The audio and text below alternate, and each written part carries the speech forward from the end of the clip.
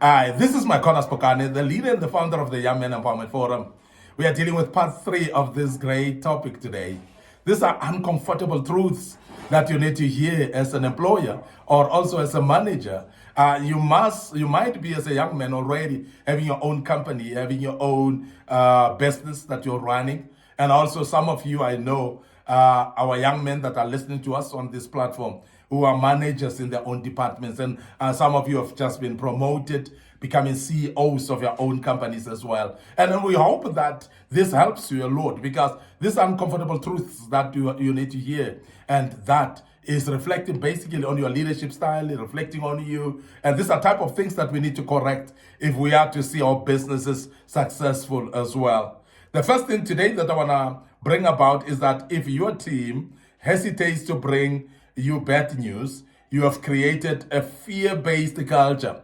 If your team is afraid to bring you bad news, you must realize that your team has been introduced to what we call a fear a mongering culture or a fear-based culture. Now, you don't want to find your team being afraid to approach you. And you don't want to hear your team being afraid actually to speak to you. Whatever they want to speak to you, it might be heart to heart. It might be issues of their own personal concern. It might be issues that really worry them in their own workplace. It could be good news, of course. There are those that of you that even your own employees and your own team members are afraid to tell you good news. And those that are fear culture-based, they are even afraid to bring bad news to you. And this is something that's very concerning, and you cannot just be comfortable with it. And I want to urge you as a leader, I want to urge you as an employer or a manager, that you must get concerned when your team hesitates to bring you bad news. And because you have created a fear-based culture. Now, we don't need to create fear, and therefore we must be able to work closely with our team members. And the good thing is we need to work closely in the sense of knowing them and understanding them, making them aware that we are understanding. And this is what speaks to what we call ability to deal with people through emotional intelligence. Because when you've got an emotional intelligence, you understand people's behaviors.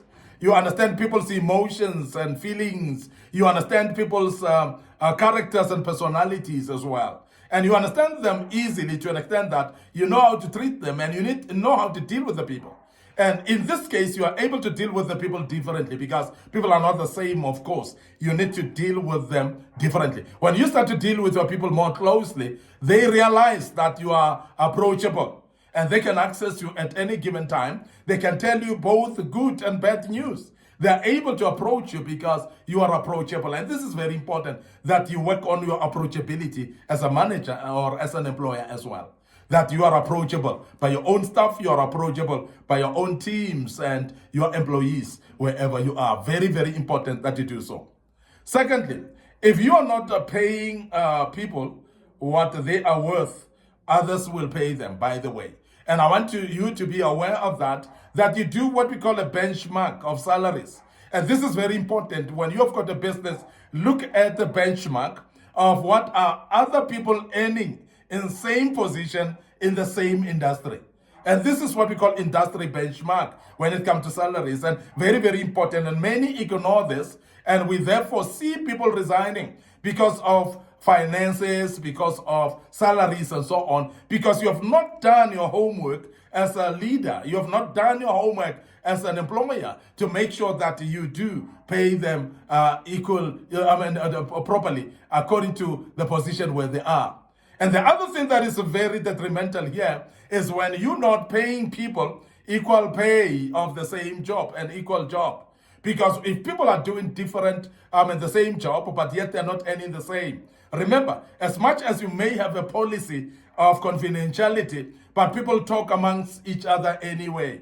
So therefore, it is very, very important that you create a culture of equal pay for equal job. This is very important. And I want to emphasize that this must be practiced between all males and females. Don't pay females less than males and think that you'll get away with it. And I want to urge you as an employer to start making sure that you do proper benchmarks and become honest with yourself. And then say, if it's an equal job, therefore let them get equal pay. It doesn't matter whether it's males or females. Don't pay men more than the women, because that will also come up and it will actually cause trouble for you. It is very important, therefore, that you make sure that you pay people decently. You make sure that you recompense people very well, and that they don't just sit back and start searching for jobs while they are there where you are, because you don't pay them well. So remember that if you cannot pay them enough, if you're not paying them well, somebody else will pay them well somewhere. And that, you need to be aware of that, because if you're not aware,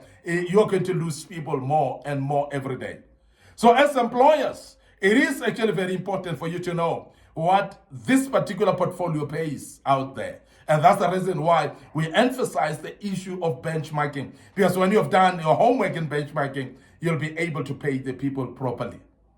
The other uncomfortable truth that we want to tell you as an employer or as a leader is teams with regular feedback sessions, they show 5 times higher engagement than those without. Those teams, those individuals who are having what we call feedback sessions, who are having those one-to-ones, feedback meetings, they're actually increasing their performance. They're actually engaging even much more. They talk when they've got problems. They open up when they are faced with situations that they need to speak with the manager. So therefore, feedback, therefore, is a doorway to engagement. Feedback, therefore, is very important actually in an employment place or in a job space whereby you give each other feedback. Your own employees, they need to have feedback given to them more frequently. And as you do so, because what it will do, it will make them know exactly what you expect of them.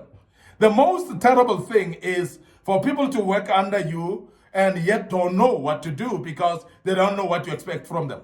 You don't know what are the key performance indicators, and because you don't even know, they don't even know what you expect them to be doing. And this is very important that we emphasize that clarify what you want people to do. Clarify your vision and your purpose as well for them. So this is very important, because if they don't know your expectations, therefore they would not know what to do. So therefore it is very important that you give feedback all the time. Because also you cannot rush giving feedback without having told the people, and not only tell them, but teach them the job. You tell them what are they doing, and you also empower them as well. Because empowering people, therefore, would bring about actual confidence in the job that they're doing. And therefore, when you coach them in the job, you will be coaching them with something that they know, that you have taught them what to do. And when you give people feedback, your feedback then will be kind, because you will be giving them feedback with something that you have told them before. And you will give them feedback based on something that you have told as an expectation. They know what you expect from them, and therefore when you give feedback, they also will take feedback as a gift. Many times people, when you give them feedback and then they become resentful, they withdraw from that feedback. Generally, it's because you give them feedback on something that you never told them. You give them feedback on something that you never taught them. And you critique them on things that you never empowered them about. And that becomes detrimental as well, because it becomes demotivating to the team when you come and criticize them on something that you never taught them at all before. And this is very important that we emphasize.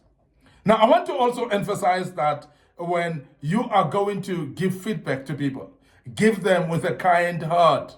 Be compassionate as you give people feedback. And therefore, make sure that you tell them what good are they doing, what positives they're doing. Even before you give a feedback that may be critical, you'll need to tell them what are they doing well. Because if you just come like a ton of bricks to tell people of what wrong they do, people tend to withdraw into their shells and don't want to listen. They shut out completely. They shut down completely. They don't want to listen anymore because you critique them only, but you don't tell them what are they doing right. This is very important that you tell people what are they doing right. Therefore, when you critique them, they're comfortable to take that feedback as a gift. I want to end up here today, your host, Micornus Phokane. I'm the leader and the founder of the Young Men Empowerment Forum. Of course, we are developing ordinary young men into extraordinary men of wisdom, integrity, and character. What we do this through kingdom principles. And I hope that you are learning quite a bit. Before we check out today, remember our Facebook page, Young Men Empowerment Forum, and our Facebook page, Micornus Phokane. We want you to follow us there, click notification button, make sure that you share our Facebook page link with other people that may want to listen to us. Don't forget our TikTok account is under Young Men Empowerment Forum as well. So please share it through WhatsApp, share it through email, and make sure that the people closer to you, they learn out of this as well. Don't forget also our YouTube channel. Our YouTube channel is under Young Men Empowerment Forum. I want to urge you to please subscribe to our YouTube channel and make sure that you click notification buttons. Share our YouTube channel as well with other people, and the good Lord will bless you as you do that. Till we meet again with part 4 of this great topic, I believe that you are learning a bit out of this, and the good Lord will bless you as you learn and become a better person. May the good Lord bless you, and allow me to check out right here and say cheers for now.